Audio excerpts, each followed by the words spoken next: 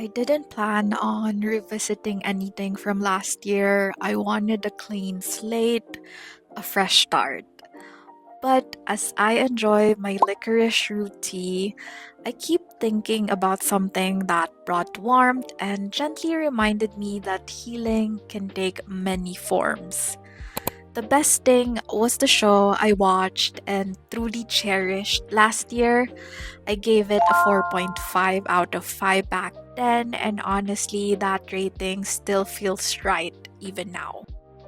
When I asked myself why it lingered, it always comes back to three things. First, the chemistry between Zhang Ling He and Xu Ruohan. It's easy, natural, and undeniably top tier. Second, the visuals. I liked how everything looked soft, polished, and gentle on the eyes. It's pretty without being distracting. And third, the story itself. A thoughtful blend of traditional Chinese medicine practices, ideas of peace and well being, and a love that feels warm, grounding, and genuinely transformative. It was an unexpected watch to begin with. I picked it up after finishing the first Frost, something I clicked on almost at random. But eventually, it felt like something I didn't realize I needed. The best thing is a 28 episode modern Chinese romance drama from 2025, adapted from a novel by Zhang Li and available for streaming on iQIYI. It follows Shen Shifan, a hotel manager struggling with insomnia and migraines, who sought treatment from Su Ye, a doctor of traditional Chinese medicine. Their relationship begins professionally. She seeks treatment, he offers care. It also becomes clear early on he already has a soft spot for her, but as these stories tend to go, coincidence steps in. They live in the same neighborhood, they cross paths again and again, and like the arrival of spring, something in between begins to bloom. For me, the first episode alone sets the tone and explains exactly why I fell for this drama. We met Shen Shifan at her most worn down, turning to a traditional Chinese medicine doctor after everything else has failed. Upon seeing him, she's curious and a little surprised that someone like him practices traditional Chinese medicine. Yet, still, the medicine tastes awful, and she doesn't quite trust him or the process just yet. A day later, while picking up breakfast after yet another sleepless night, she complains out loud that the medicine isn't working. After taking it only once, he then appears beside her, gently but firmly reminding her that TCM takes time to take effect. That small exchange, for me, carries more weight than it seems. It introduces their dynamic, the soft banter, an underlying gentleness, and almost a bit of shy flirtation. From there, a series of near misses and coincidences unfold, many of which we later realize are carefully devised by Hosoya himself. In many ways, I feel like the story seems to move through him.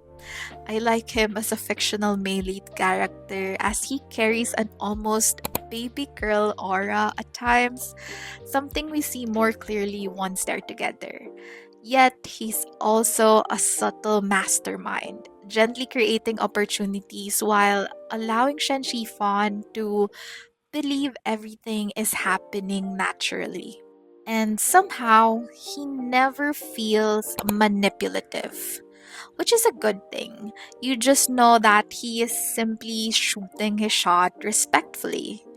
In hindsight, Hosuya is every parent's dream son in law. He is accomplished, kind, emotionally intelligent, and he lives comfortably above average. He pursues Shifan with care, respect, and just enough playful cunning to make it charming instead of overbearing. One of the things I appreciated most is that the drama doesn't rush their love. Everything is deliberate, thoughtful. He waits, he allows things to simmer.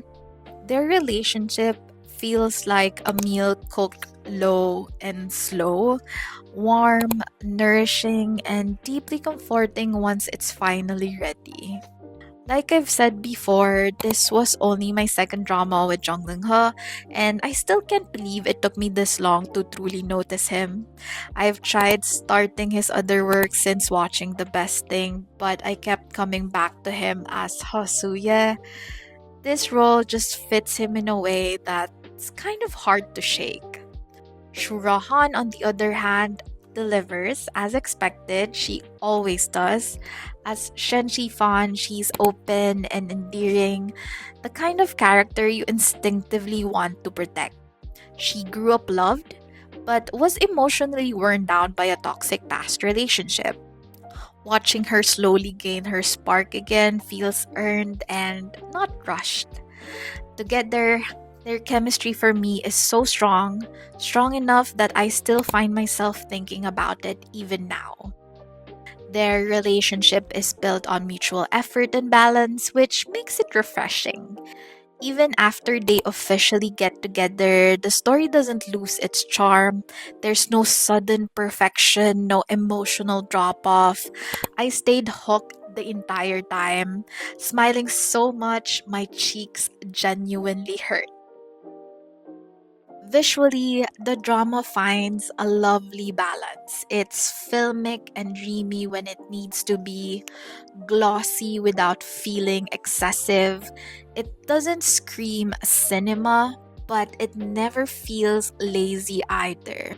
There's warmth, vibrance, and a lived in coziness that supports the story rather than overpowering it. The styling deserves a special mention. Every outfit feels intentional and true to the characters. I especially loved how the show plays with blues and yellows, particularly in the wardrobe of our main couple. The outer scenes are also especially beautiful, but even interior spaces feel thoughtfully designed, each one reflecting the personality of the people who live in them. Nothing feels accidental, and nothing feels overdone. The world of the drama feels lived in, personal, and gently inviting. One of the drama's understated strengths is its supporting cast. No one feels wasted, from the neighborhood guard, street vendor, to nurses, colleagues, clients, parents, and even the grandfather.